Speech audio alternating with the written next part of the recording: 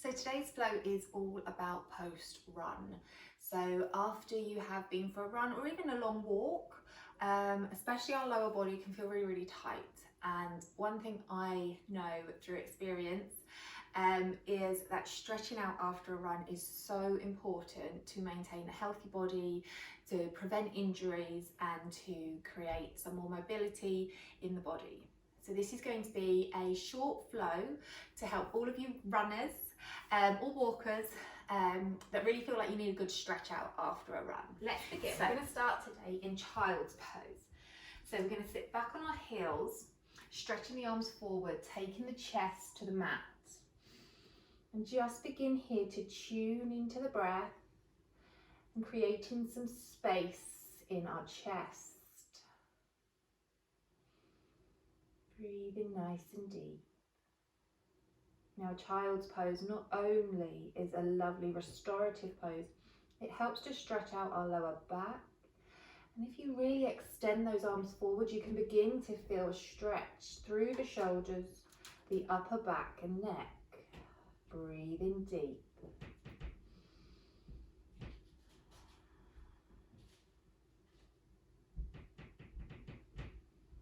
Good. Then coming up from your child's pose. Then we're going to take some hip circles from here in our tabletop. So we're going to come round one side. Doesn't matter which. And as you come back, sitting back into that side hip, our glute medius, which often takes quite an impact when we're running. So really work slowly here. Nourishing gentle movements, nice and controlled, and then taking it around the other way. Doesn't matter which way you go first, because we'll be doing both sides. Good. This is just a nice gentle movement. Calming and cooling down the body after our run or walk. Okay. Good. One more here. Excellent. And sitting back onto our shins, so our seat is resting on our heels. If this feels uncomfortable, take a block or a cushion or a pillow and pop it under your seat. And if having the knees bent feels quite uncomfortable, by all means extend the legs forward. The reason why it's quite important and quite helpful to sit on a block and pillow is that it elevates our hips, which then prevents us sinking into our lower back.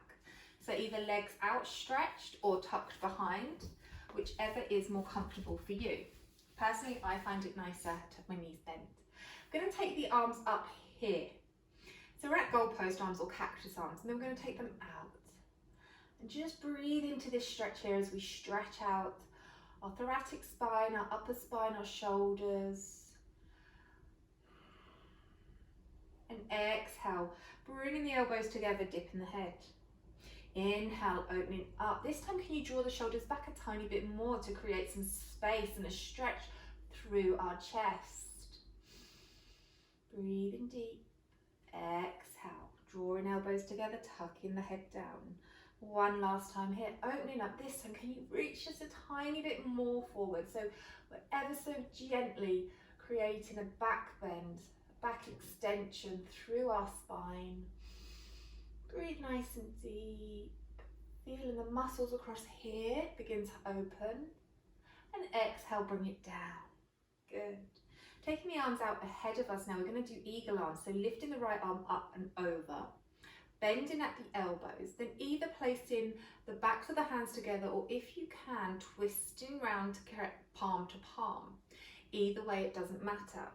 Then from here, lifting up the arms so you are looking at your elbow crease, and you'll begin to feel a lovely stretch and release in the right shoulder blade. Breathing deep here. So when we're running, due to the motion that we have in our arms, our shoulders can feel quite tight, so that's why it's quite nice afterwards to stretch them out, not just our lower body. Lower down, unravel the arms, stretch them out over to the left side, left arm picking up and over, bending at the elbows, lifting the arms up.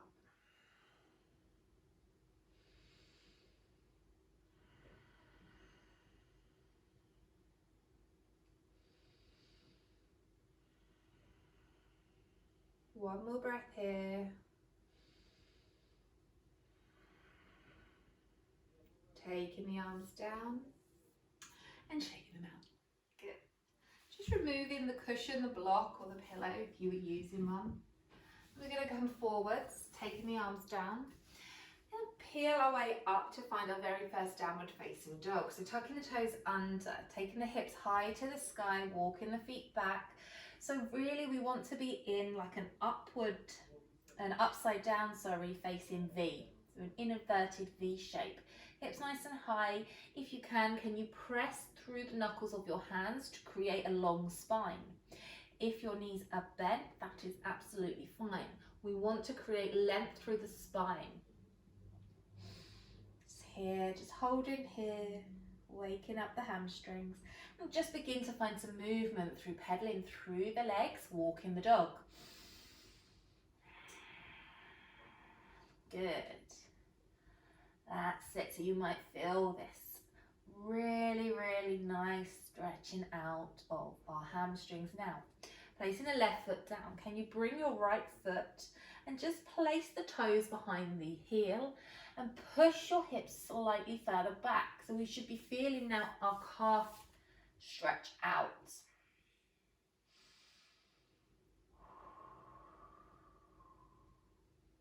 If it feels too much, come out of it. If not, stay with me one more breath. Taking it over to the other side. Placing the left toes behind right heel. Pressing through your arms slightly a bit more to really feel that calf stretch.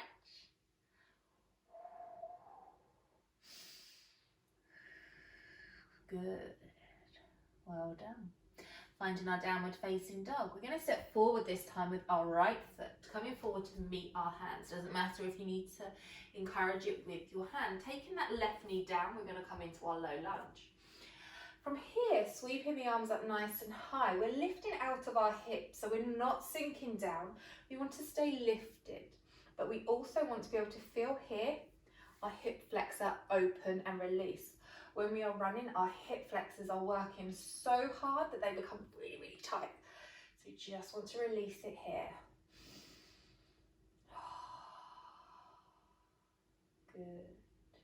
Then we're going to place the hands down to the mat. If your hands don't reach, again, option to use blocks, pillows, cushions, even books.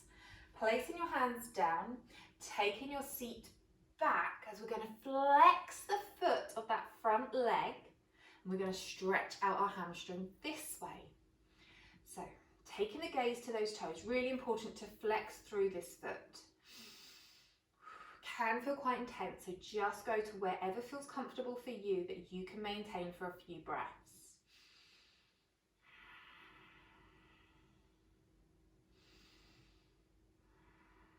Good. Now slowly placing that foot back down onto the mat, we're going to sink into those hips again for our low lunge. Again, you can keep your blocks there for your support. If not, you can keep them on your front thigh. So we want to encourage this left hip to open. So we're having like a push-pull sensation in our hips. The right hip is drawing back as the left hip is drawing forward. And then peeling back into our half split. Breathing into that muscle. Good.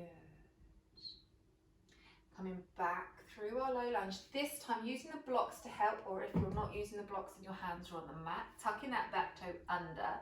Pressing the back leg up, squeezing through those glutes, and then finding your way for high crescent lunge. Now this will feel really nice and deep in that hip flexor. So we are coming up onto the toes of that back foot, spine nice and tall, arms elevated. Good. Then placing the hands down to the mat or your blocks, stepping that right foot back to find your downward facing dog. Just taking a few breaths here and just have a notice. Can you feel how one side of the lower body feels so much more open already? Feels good, doesn't it? Good. Now we have to go over to the left. So we're going to step forward with that left foot. Exactly the same as before. Lowering the back knee down. So whatever you did on the right side, it's always quite good to mirror. So if you use blocks again. So finding that low lunge, coming up. Engaging your bum, squeezing those muscles will really help protect your lower back.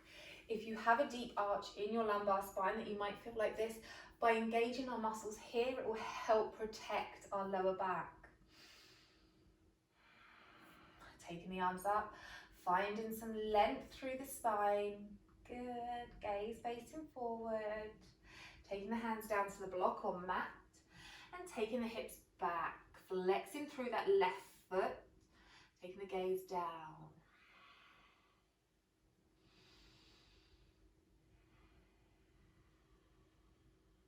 Coming forwards into our low lunge. Option to keep the hands on the blocks, the knees. Now this is our low lunge and half split transition. One more deep breath here. As you feel yourself inhale and exhale, just imagine those muscles opening. Really helps to put the mind into our muscles. That creates more of the mind and body connection.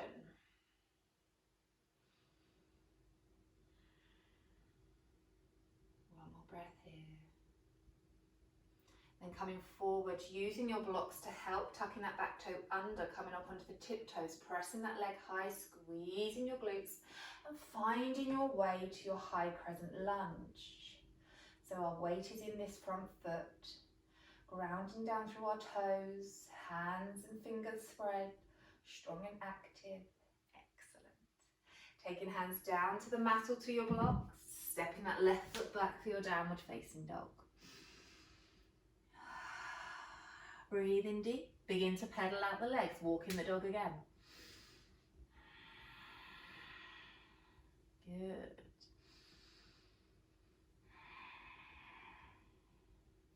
This time I'm going to step forward with that right foot again. Just going to move this out the way so you can see. Keep your blocks or pillows handy. Now, instead of our foot facing forward, we're going to just swivel it out. So it's on a diagonal, 45 degrees on the outside edge of our mat. So our heels on the mat and the toes are off. Taking that knee down. So right now we have a hip opener here. We're opening up externally through our right hip for our lizard pose. So the back knee is down, hands are on the mat. If it helps, using your blocks as well. Okay, so only you know what is best. Using props and blocks, absolutely. Can help elevate, can help deepen your practice. Never feel fear in using them.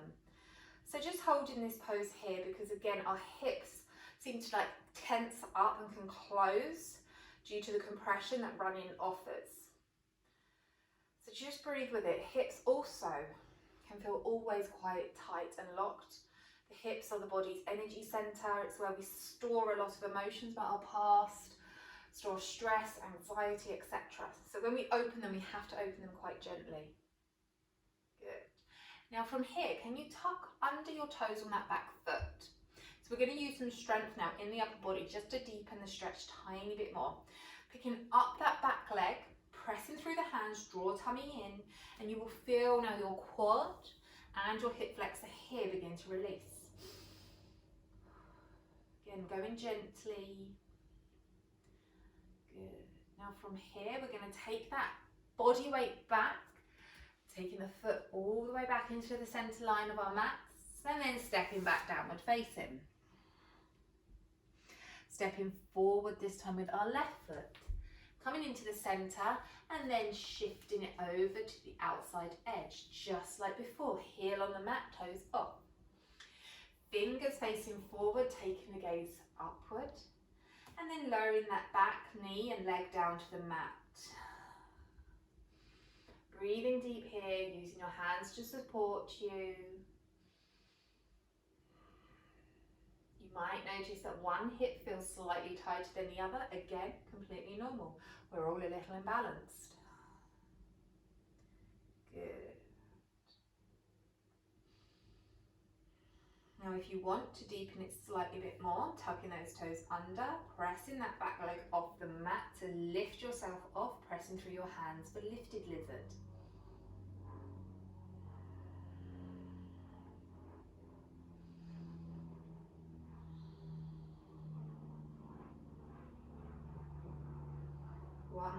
here. And then just scooching that foot back into the middle before you step it back for your downward facing dog.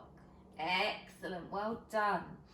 So hopefully now the lower body's feeling that tiny bit more open. We're going to do one more stretch to help our legs release after our run or walk. Looking to the top of the mat, step forward with your right foot. Lowering the left leg all the way down to the mat. Now this time I would advise to have something for support, so blocks, pillow, books, even the wall, only because we're going to come up halfway for our low lunge. But we're going to actually pick up the back leg to stretch out our quad. So picking up the back leg, holding the foot if possible, if not maybe use a strap, a sock, a scarf, just so you can hold it. And this is why then, so taking the right hand down to a block or using the wall for support, drawing that foot in. So we don't want to pull it all the way in. We just want to hold it there, squeezing our glutes to begin to encourage this quadricep muscle to begin to open. Again, this is another one that can feel quite intense. Go gently, go easy with the body. Breathe in nice and deep. Sending that love all the way into that muscle.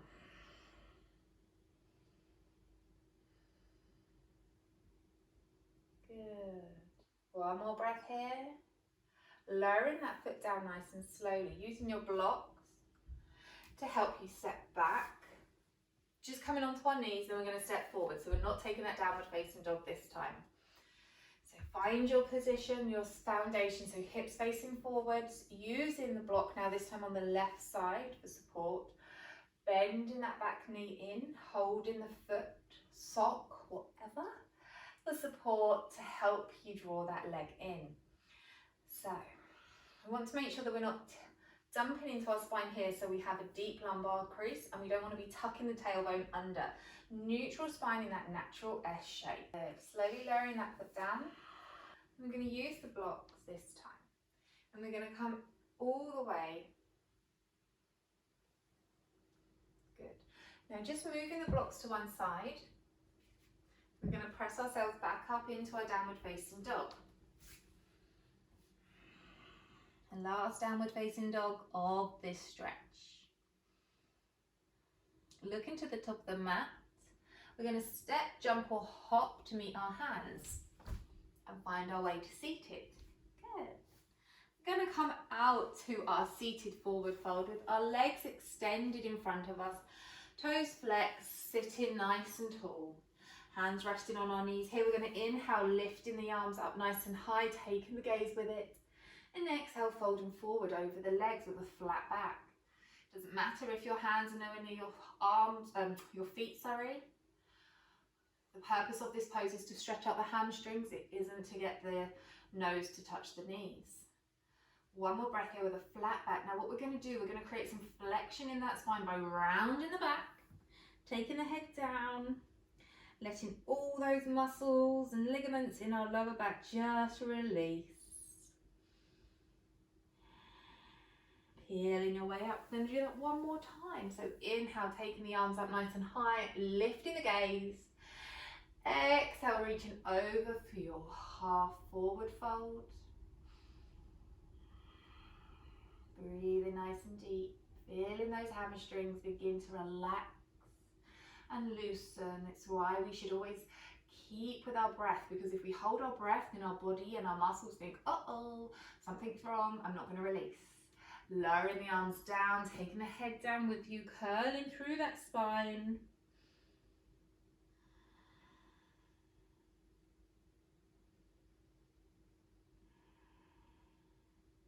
Peeling your way back up. Our final posture we're going to practice today is our butterfly pose. We're going to draw our feet into center, the soles of our feet meeting, holding the ankles. I like to pretend that almost you're opening a book. Taking the forearms to rest on the inner edge of our shins, of our calves. Spine nice and tall, gaze forward. Just holding here, letting the hips open in their own time just by the weight of our arms. Resting there. Breathing nice and deep.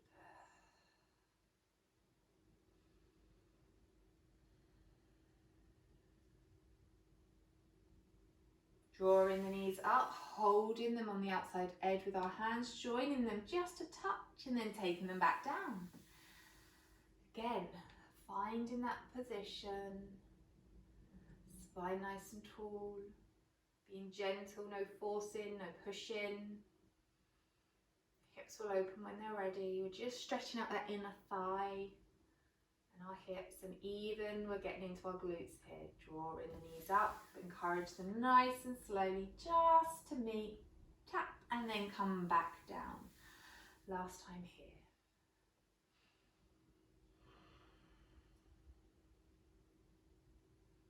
Closing down the eyes, coming to the end of our practice. And then taking one foot in front of the other for our cross-leg position.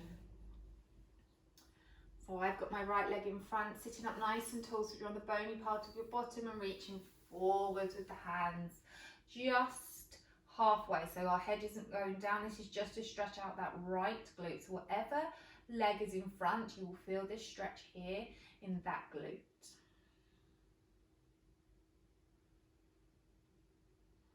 We're aiming for about 3 to 5 breaths in these postures to really help the muscles have time to open and relax and release. Coming up and then just swapping the legs over. So for me, I'll be putting the left foot now in front and taking the hands down just to feel that left glute release. So I really hope that this session has been beneficial to you today.